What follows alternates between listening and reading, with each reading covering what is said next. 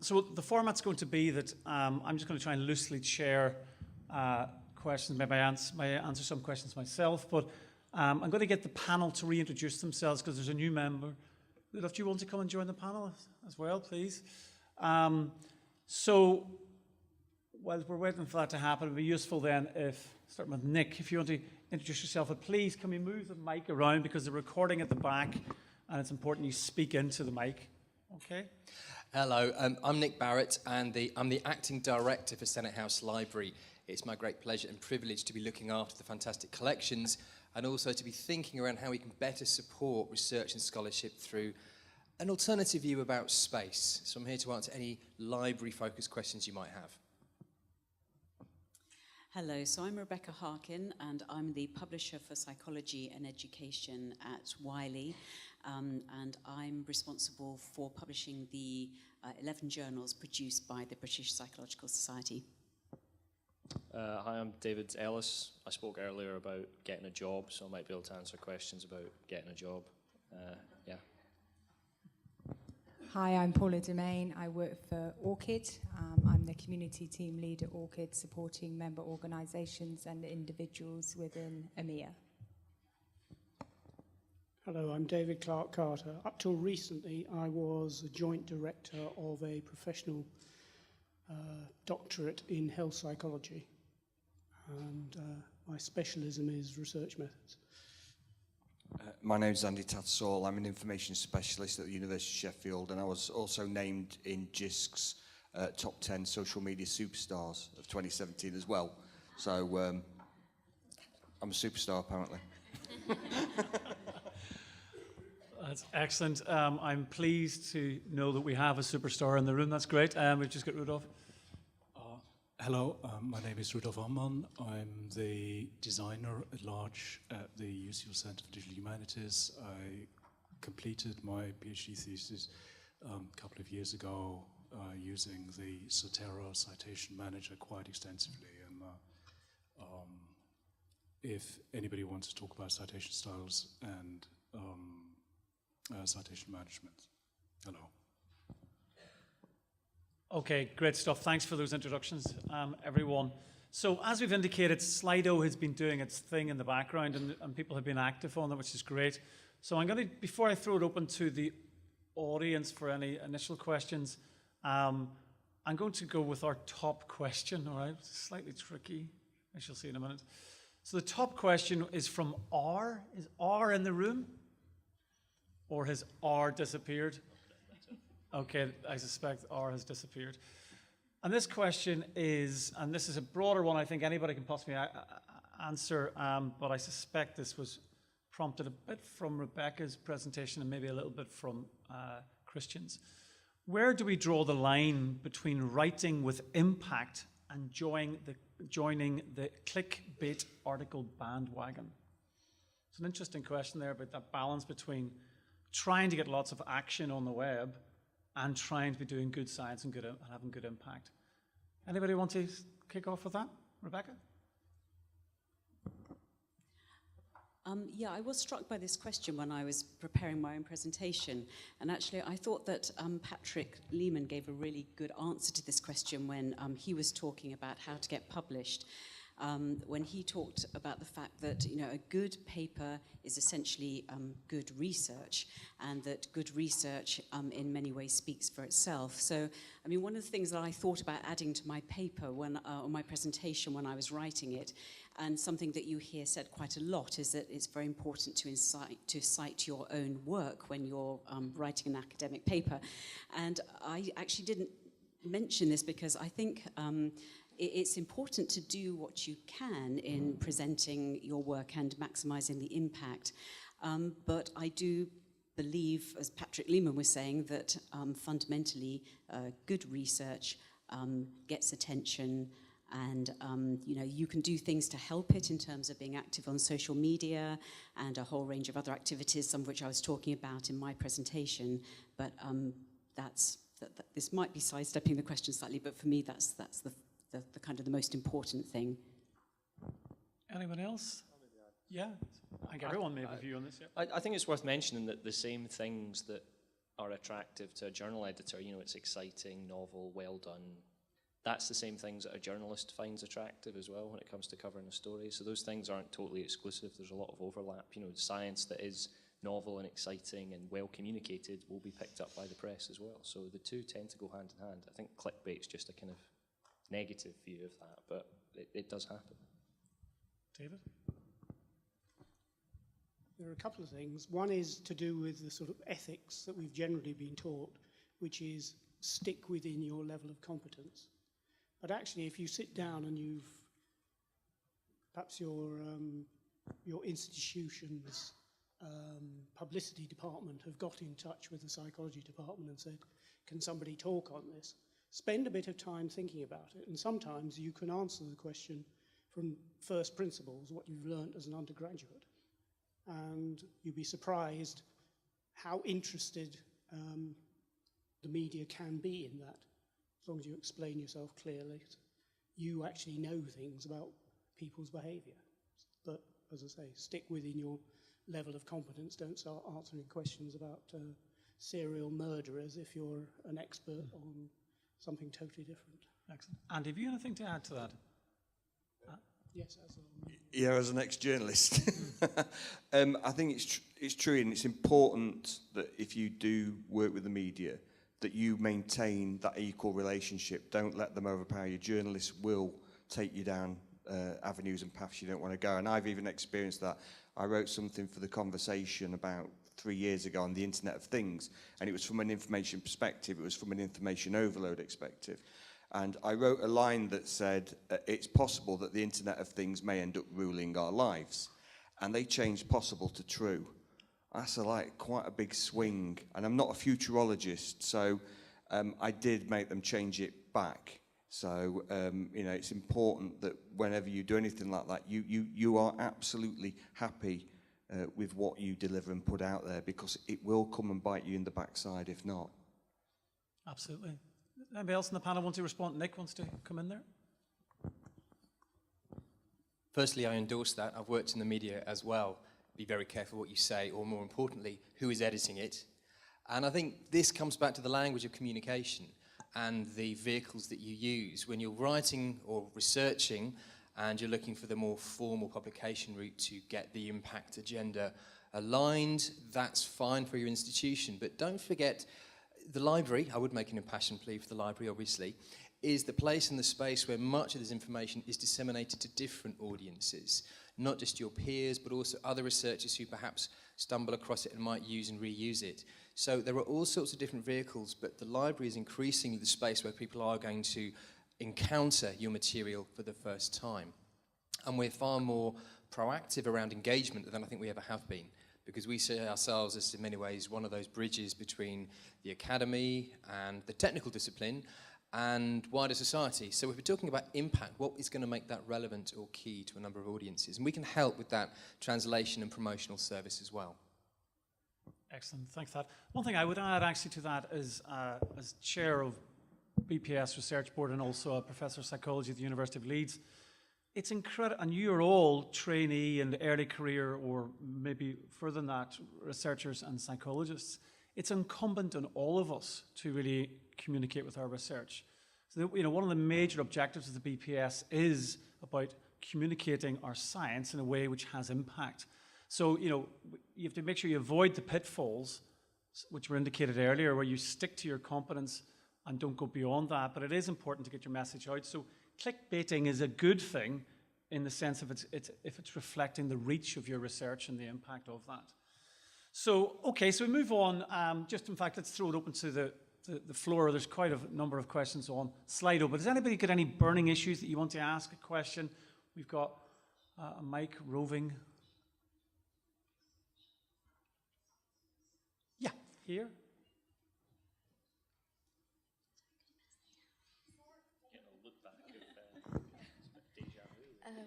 Hi, this question is to Rebecca. So I think you brought the point about citing your own work. So now when this is related to your first paper, how do you cite your own work? Yeah, I mean, I think that's that's a good point. If it is your first paper, then obviously it's not possible to to cite your own work. I mean, it is something that you often see recommended for people who might be publishing their second or third paper, but yeah, not much leeway there before that. I didn't read psychology, but I read history. And we formed a little group where we were all going through PhDs at the same time. And we had this trick where we would start to cite each other and forthcoming work. So we built up a community of co-citation so that we would start to get the momentum. So it's a really nice trick. Use your peers, use your cohort to share those ideas, but also to start building that profile as well. That's what we found really useful. Thank you. Excellent. Okay, I'm just going to fly through a number of the other questions, and I suspect the panel will have views on. First question that comes to mind here is, do you feel PhD students should be named first authors on their own work? Who wants to take that? I mean, it's so ridiculously easy to answer, by the way. Yes. Indeed. Generally, always. There's probably exceptions to every rule, right? But generally, it's their work. Why would they not be first author? No, I'm certainly not going to say no. I agree with that, but I've come across situations where the person's graduated, they've moved on, they don't want to write it up, they're busy doing something else. And at that point, sometimes the supervisor will say, look, I'll write it, but I will have to take senior authorship because I'm putting all the work into this extra bit. But certainly, if they're wanting to publish, and they're willing to put the work in, then the student should be a senior author. Just to add to that, I think there's a general really good point about authorship throughout your whole career, is like those discussions happening as papers have been written up to avoid any doubt, and then that's when it gets awkward when the paper's about to be submitted and someone's not happy where they are. That, from personal experience, that there's been situations where that's then led to awkward conversations, which should have actually just been sorted out at the start. So, absolutely. I mean, there are going to be some nuances as well in terms of if it's part of a large grant, and it might be that the grant holder is the lead and it's their idea, but as a general rule, I think you're right, the PhD student should be the first author. But conversation and discussion in advance is important. Okay, David, you're hot today because it seems that there's a question directly to you. So to David, is it realistic to pursue an academic career after the PhD if you can't relocate due to family reasons? Question. That's from Julie, if she's still here. I guess the only answer I can give to that is that I know plenty of academics who are in permanent posts who did their PhD at the same institution they did their postdoc and then became an academic, so it happens. I guess it would depend partly, there's a situational thing there, is that how far could you relocate, if at all, and where you're based. So if you're in London, then there's a lot of places you could potentially go and work, but if you're in the Highlands in Scotland, that might be difficult. It is easier if you are a bit more mobile, but it certainly, it's hard to give a concrete answer. Yeah, help me out here, guys. It's hard to give a concrete answer to that, because it is perfectly possible, but it would depend on the individual circumstances, I think. So I wouldn't say give up because you can't move, but yeah, that's quite a crap answer. Okay, great. It was specific to you, so let's move on. So the question goes now directly to Paula. So there's a question here about Orchid. So can you tell us a little bit more about Orchid, and are there alternatives? Or do you have the monopoly? So we're not actually in competition with anybody, but there obviously are other resources out there. So we are in talks, obviously, and we have integrations. We have Scopus, integration with Scopus. We work closely with Scopus, Researcher ID. We are trying to be in discussions with ResearchGate too.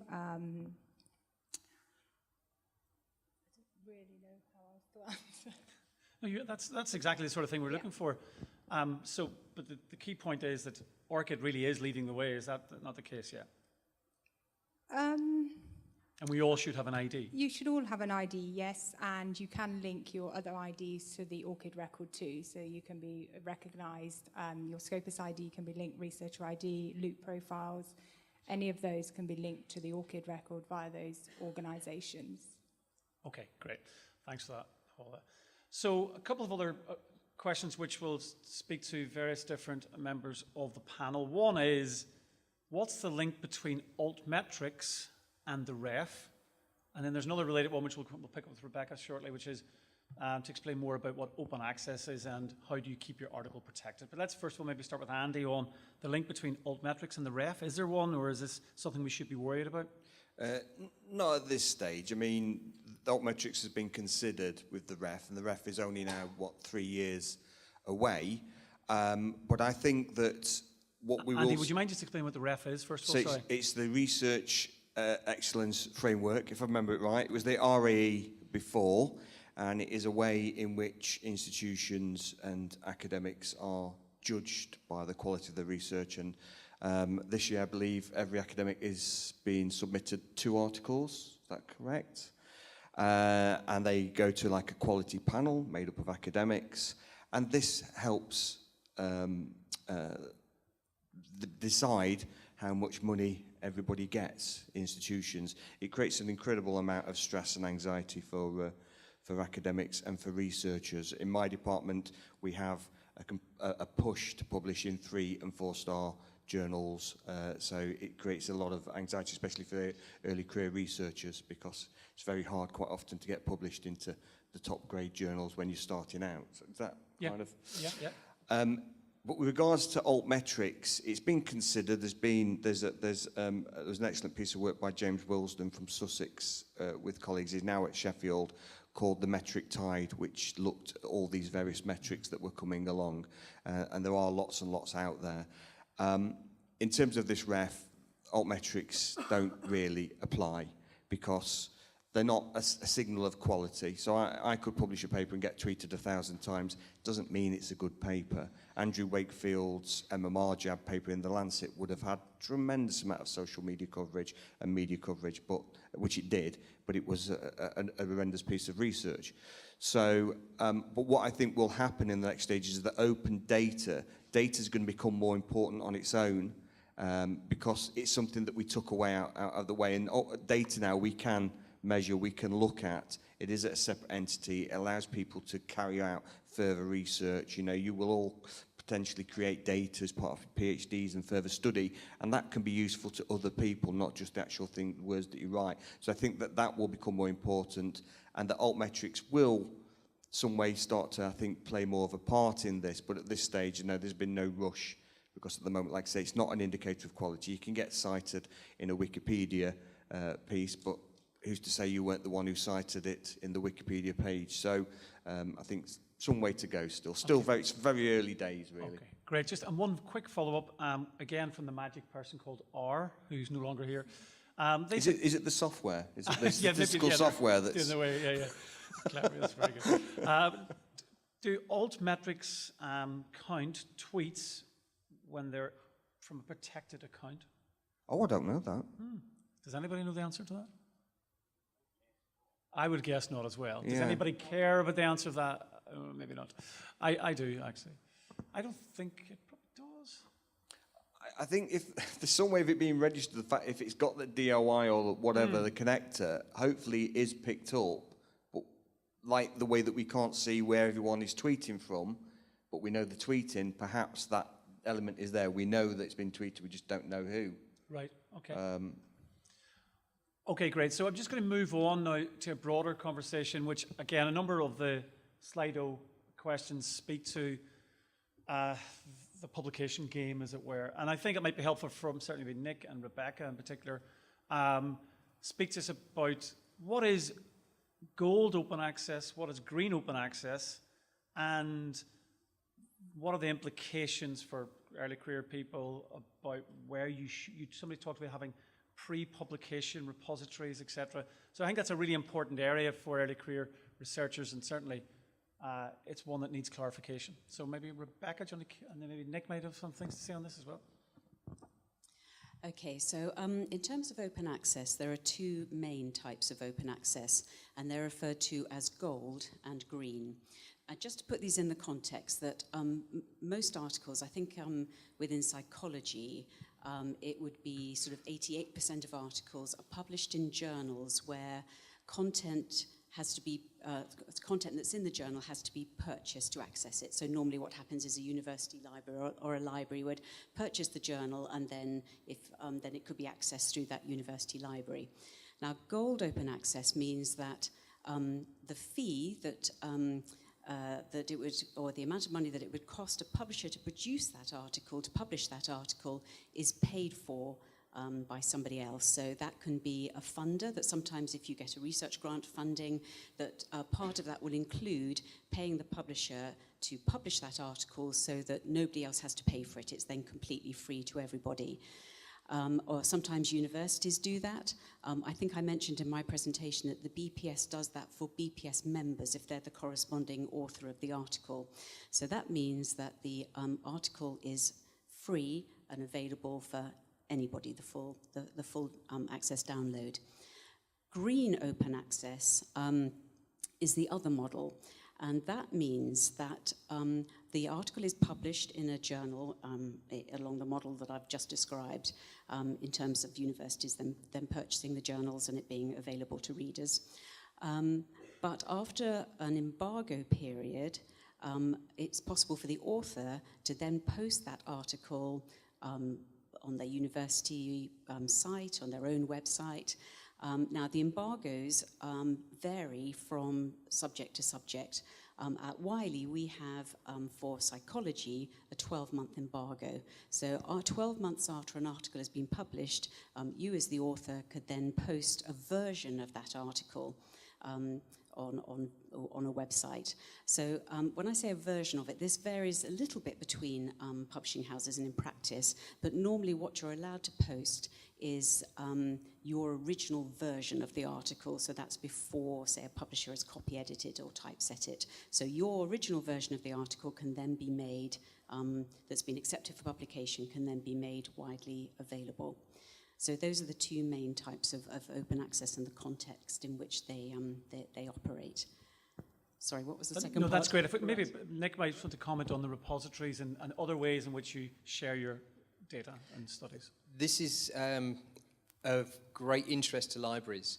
Most higher education institutions pass the responsibility for gathering together all of the open access material to the university library, who will host the institution's repository where this open access material will eventually be made available for use and reuse. Here we have something called SAS Space, which relates to the School of Advanced Study, but perhaps rather unusually, the library does not have oversight of that. But it is where open access publication is managed, plus also increasingly the research data that underpins it. So it's an important way that we take the wrappers off the knowledge or the data and share it with as many people as possible. Now, there's a big debate in the library world around who pays for this material. Some of this comes from the institution, some of this comes out of the library budgets to either purchase the titles or to maintain that repository. In many ways, I think it actually should transcend the level of the library. This is something that faces many universities. It's, I think, a higher conversation that needs to be had. At the moment, we've got the Research Libraries UK conference going on, and it's a very hot topic. It can, therefore, be confusing to try and work out how you would upload or get your content published. So I think, in many cases, if you have got any questions or challenges, always talk to the library team, talk to your supervisors. They will help you ensure that you are choosing the most appropriate route and the most appropriate journal vehicle for your content, as well as meet any institutional requirements around uploading research data or publishing through the open access model that the institution supports as well. Okay, great. Has anyone questions again thrown to the audience before I go back to Slido? Anyone wants to ask? Yes, go for it. Just hold on to the... I do apologize of my English in beginning. My English is not very good. And I am wondering, my question is suitable here or now. If someone has project, a research project, and is not faculty member or have no research fellow here, how we can find the fund, how we can apply for the fund to do the project, how we can do it, and is there any support? So I think are you talking about PhD research funding? I am PhD holder in clinical psychology, and I am faculty member out of UK. And I am running 2 clinics as a volunteer, working with so many refugees. And I have a project, great project, but it needs fund and it needs help. I don't have postdoc fellowship. I am not any faculty member in any university in UK. So I am wondering how I can get help, support, and fund for the project. Great. David, do you want to comment on that? I mean, I can as well, but do you want to kick off? Go first? No, I think you'd be better to go first. Great. So if you're not affiliated with a university at the moment, probably what I would do is try and speak. I mean, do you know people within universities that you could get in touch with, like other academics who are affiliated with an institution? I have been in Wolfson, NSITO, in Queen Mary College. I have attending their weekly meeting 2-3 times, but they was very much happy with their research, which I have suggested, but it's not found, and so. I mean, for the majority of like research council funding, someone who's on the grant needs to be based at a UK higher education institute. That doesn't mean that you could be costed into that grant in other ways, or that would be a way to get a project started, but you would need a contact at an institution to begin with. Can I do it, for example, between 2 universities, my own university, which I am working in Iraq, in Kurdistan of Iraq, and some university here, how I can get the connection? This is a question I am wondering, should I ask it here or no, out of the panel, maybe later on? Well, I mean, I guess it sounds a bit simplistic, but I mean, whatever the research topic is, if it was me, I would just try and search out the people who are doing the same kind of research or who have got the same kind of research questions. And I'd probably just be cheeky and drop them an email. Indeed, and I would endorse that entirely. I think it's a good way forward. And some of the research councils do support international collaborations. So again, I would suggest that David does have a look for some key individuals in that area. Nick wants to come in as well. Okay, thanks. This is a sort of a growing problem in that there's lots of people with great ideas and there's lots of institutions with great collections, and it's how we broker or bring them together. Last November, we trialled some research open days. We have identified 8 core research strengths, of which this is obviously one of them. And we just tried it as a soft launch, I suppose.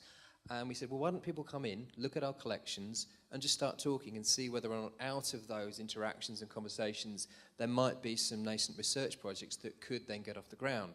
So something like that may allow you to talk to people who have got the funding access or have got the institutional base or already have some funding where they're looking for follow-on work.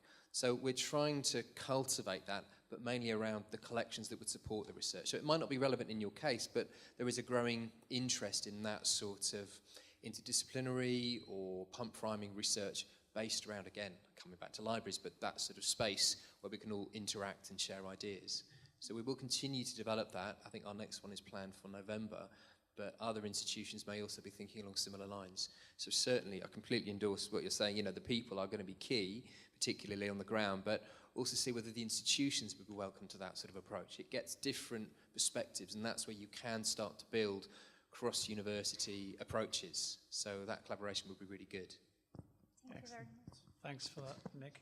Okay, I'm just going to return to Slido and just respond to a couple of very brief questions. Someone asks, why was there no talk on qualitative psychology? I suspect that is because it just reflects availability, but even better than not having a talk on qualitative psychology, you've had an advice centre in the other room all day. We've had some excellent representatives from the qualitative section of the BPS. So I think we've covered qualitative methods very well already. A quick question on how much does gold open access cost? That will vary by journal, but I think quick one's about £1,500, Rebecca? If it's in the standard psychology journal? That's a rough rule of thumb. It would be somewhere in that area. It does vary from publisher to publisher and journal to journal. Okay, great. And then there's a couple of questions about blogging. So I know Christian's not here, but others will have a view. So maybe it's worth turning to that next. So Someone asks the question about would you need to be a published author or just someone with an opinion on recent research to start an academic-focused blog to be taken seriously?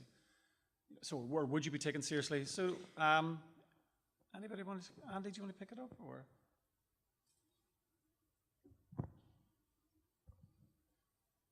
And would you encourage it, I suppose, broadly speaking, as well? Yeah, I think it depends. I mean, no single personal situation is the same. But what I would say is, if you were thinking, right, I've got a really good idea for a blog piece, rather than start your own blog, think about anywhere where you can project it off and publish with them. Because the issue is that, you know, I used to have an allotment, and for 4 years I tendered my allotment, but I felt guilty when I didn't tender my allotment. Eventually I gave the allotment in, you know, because I had a family and other things to do. And blogging's like that it needs nurturing. You know, you have to let it, you know, you have to go and do the weeding.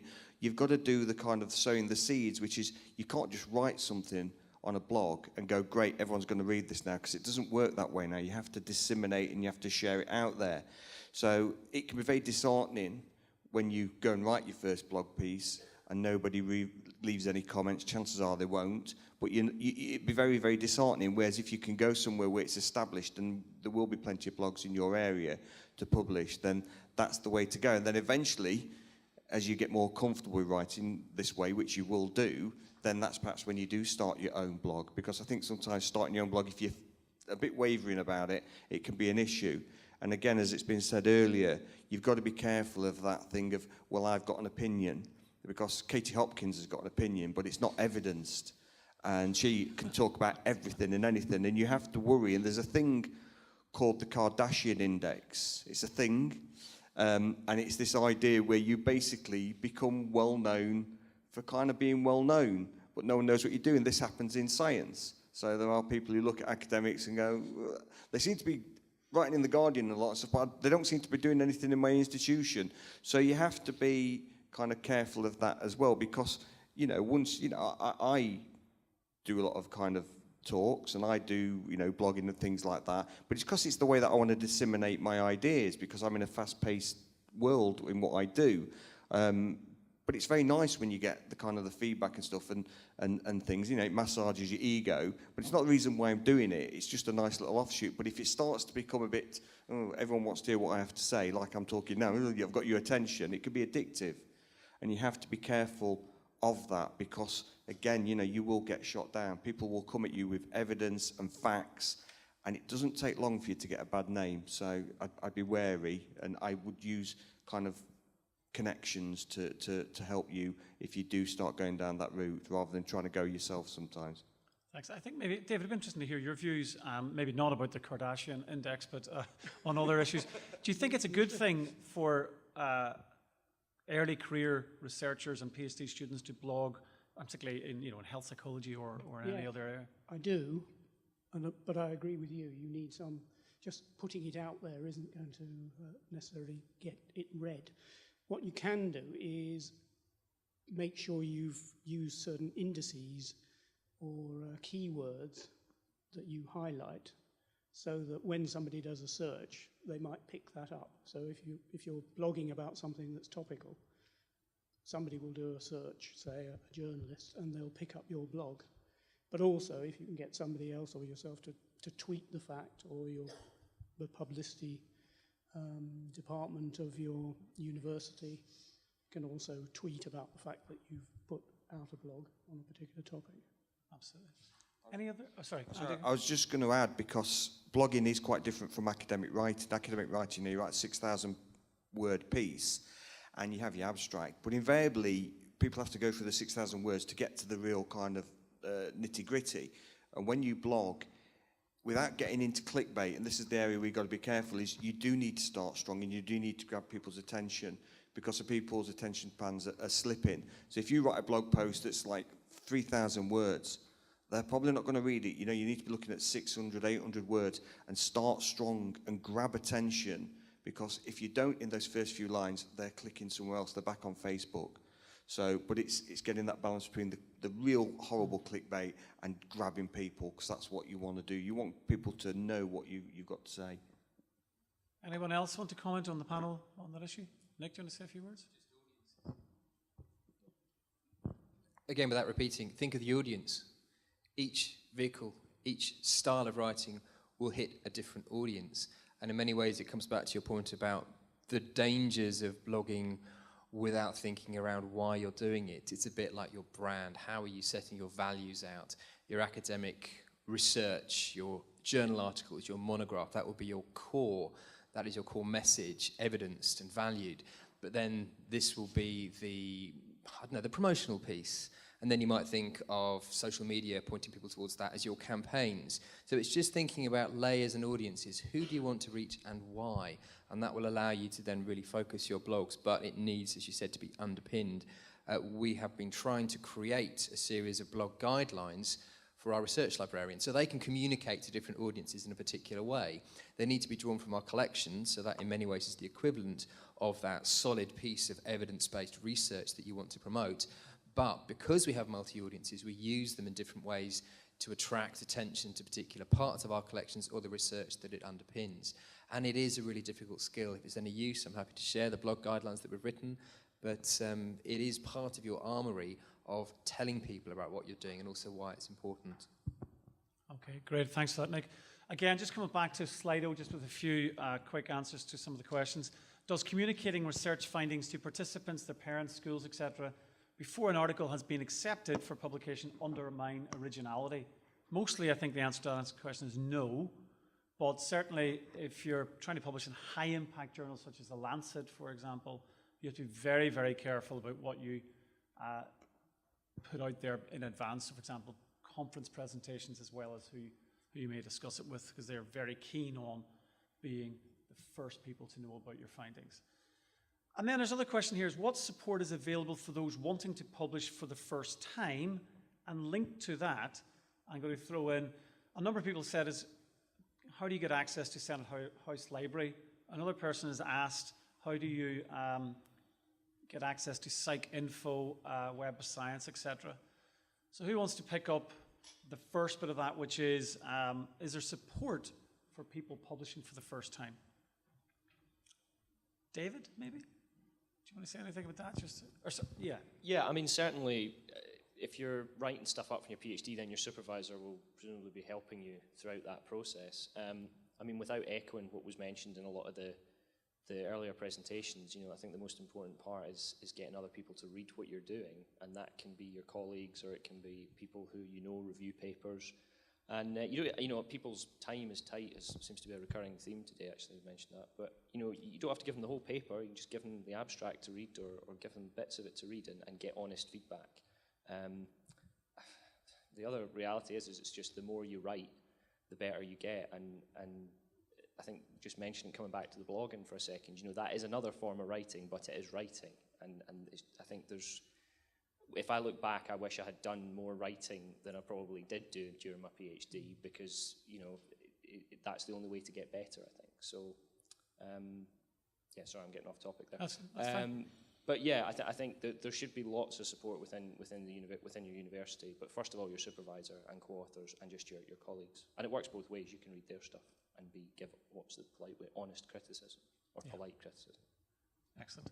So I pick up the access issues about PsycInfo. Rebecca, perhaps you want to say that, or others? How do you access journal articles, in effect, if you're not necessarily based in a university or if you are? Well, if you are based in a university, you should be able to access articles through your university library. Beyond that, it's accessing things through the Web of Science is more complex, actually. I'm wondering, Nick, if you might be better placed to answer that. Well, I mean, there are various means of access. We provide e-resource support via Senate House Library, and you can apply to that either through the British Psychological Society or directly. So that will get you access to many of our e-resources that we provide, as well as our print collections. But many of these require authentication, so having an institutional link is actually quite important. But as I said, we do support individual memberships of our library where you can get access on site, certainly, to many of these e-resources, and increasingly online as well. I mean, if you really can't find a paper, just see if you've got the author's email address. Just email them. It's quite flattering to know that at least one person's reading your work. Indeed. Yeah, That's a fair point. Okay, we're going to just wrap things up fairly soon because we're getting through lots of the Slido key questions. Someone has asked again about video abstracting. So Rebecca, back to you very briefly, if you will. Can you just explain to us what it is and how it happens? Yeah, so a video abstract is just a short video which explains from the author's point of view about the research. So why it was undertaken, what's original about it, why it makes a contribution to the community. So just the kind of the very important points about it. And we, with a number of our journals now, we actually encourage authors to submit video abstracts when the final paper is submitted, and they can be done really easily. So you just do them with your own webcam. We normally suggest that they don't take any longer than, say, 3-4 minutes, but they seem to make a big difference in terms of people, readers, sort of engaging with the author and with the idea of the research. So we found them to be a really good way of engaging people with the paper and in encouraging people to download the paper. So they're very low tech. They're often not sort of great quality, but they seem to be very good at engaging people. Excellent, thanks for that. So just before I shock someone and tell them they're going to speak in a second, Holly, can the panel think about, because we're going to finish on, I want just one succinct piece of advice to early career research. This is a psychology research day, and it's about the idea of advice we can give in terms of how you can, have a more successful career, how you get on, and that's both in terms of collaborations and research skills, resources, and networking. So if you can all just think of a succinct piece of advice, that would be great. But before I do that, I think, crucial thing to remember is about the resources that are available for you. And one of the things I'd like Holly to maybe briefly speak about now, Sonrika, if you can give Holly the mic, is there's a really excellent resource that the BPS also part funds and supports, which is SitePag, and we have, luckily, the president here. So, hi everyone. So I just wanted to quickly say thank you, Daryl, for giving me the opportunity. So, as some of you have spoken to me today, SciPag is a national organisation for postgrads, by postgrads. We do have some fantastic opportunities for you, like writing for the SciPag Quarterly Journal. So speaking about blogging or somewhere to send your work, this is a fantastic opportunity as it is peer-reviewed. So it goes slightly beyond the sort of opinion pieces that you might write on the blogs. And it does need to be evidence-based and things, but that might be one channel that you can submit to. The other thing that we have is annual conference, which gives postgrads the opportunity to publish and present their work, but also to meet other postgraduates in similar situations. We do sort of offer bursaries and awards, so if you're looking for funding, please do check out our website, as there's some great opportunities for you there. So yeah, please feel free to contact us if you have any questions. Excellent, thanks, Holly. It really is. I can't speak more highly of SciPag. It's an incredible resource and a supporting environment for all. Okay, pressure's on, guys. I'm going to start with Rudolph. Key piece of advice, and be succinct, everyone, please, because I'm conscious that time is galloping forward. This is coming from a non-career academic, but get yourself out there and network, and that's it. Use your library. It's a creative space. It's more than information. It's where you'll meet other researchers and hopefully where you'll be inspired to do good things. Well, I guess you'd expect me to say publish, and after you've been to the library. And I would actually also echo what Rudolph said. I think it's a really good idea to talk to as many people as possible, to go to conferences, to talk to journal editors, maybe publishers, but I think there are often sessions about meeting journal editors and talking to people and getting a feel for how to structure your work and publish. Try not to worry as much about rejection and things not working as well as you hope that they sometimes go. As my mother would say, it will be fine. And there's a lot of truth in that statement. So I think just, keep doing what you're doing.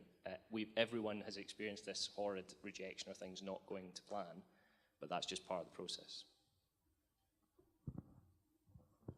I would say get recognised for the work that you're doing. So obviously register for an Orchid ID, and wherever you see the green ID symbol, please do provide that organisation your ID to save you time and to get credit for your work. Find something that inspires you because if you're going to make a career out of that, you could become very bored with something that you've just gone into for career reasons. And if it coincides with a gap in the market, then even better. And on the topic of disappointments, for anyone who's had their first rejection from a paper, show it to a supervisor or somebody like that, because in my experience, the recipient is totally devastated and think that's it, I'm never going to publish again. And the supervisor looks and says, that's pretty good, you know, they're asking for a resubmission. So share it with others more experienced, and you might find that actually it's not as harsh as you think. I'd say get on Twitter and follow journal editors, conferences, and use a dashboard like TweetDeck or Hootsuite and put in search keywords for terms that you're interested in and start to build your network. And it might take time. It's like, again, it's the allotment thing. It'll take time for it to nurture and grow, but eventually people will become aware of you. And if you're sharing things and discussing, eventually the editors might start to follow you and things like that. But let people know, if you don't go out there, they're not going to know you exist. And Twitter is a fantastic way to do that. And it's low effort as well. Excellent, thanks for that. We're nearly there. So Richard, sorry, I see Richard's in the audience again. Richard, do you want to give us a final, one of your key bits? If you raise your hand, so Enrique. So Richard spoke earlier. Sorry, Richard. There's putting you on the spot. Well, no, I rather feel my boss has stolen the thunder of anything I can say about using a library. I guess don't forget your librarian. Put us in the acknowledgements, but maybe even more divinely than that, think about donating a copy of your research to the library that was helpful to you, because that's not entirely self-interest. That is how new knowledge is created and ultimately stored in libraries, is by being available to as many people as possible. So, yeah, circulate the output of your research, but don't forget the library. Excellent, thanks for that. And I'll finish with letting you know what my key advice is. And in fact, I gave a talk on this very issue last year to the BPS student conference. And it's 3 words. And it's about a successful scientist and academic is someone who collaborates. So to me, the advice is collaborate, collaborate, collaborate. Because if you look at all the very best people who are successful, they're open to collaboration. And the people who are successful collaborate. So if you understand, so both work. So people are open for collaboration and they're happy to share ideas and support and mentor. So that is really the best advice I was ever given. I've kind of done okay. And that's something that I share to everyone who's willing to listen. So just before we finish, I'm going to ask 3 people to stand up. Where's Sonarika? Stand up, thank you. Lisa, stand up. And where's Rosie? Stand up. So, and also Peter Dillon Hooper, who isn't here, who was certainly beginning. You're looking at the 3 people who've made this happen. Have I missed anybody out? Sorry, Mira, sorry, I didn't see you there.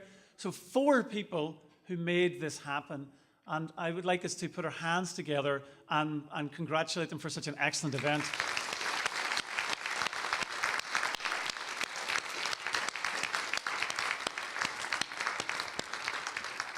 And also I should offer our thanks to Wiley. Wiley, I believe, are sponsoring the networking wine reception. Such a euphemism, but nonetheless, it is a networking wine reception.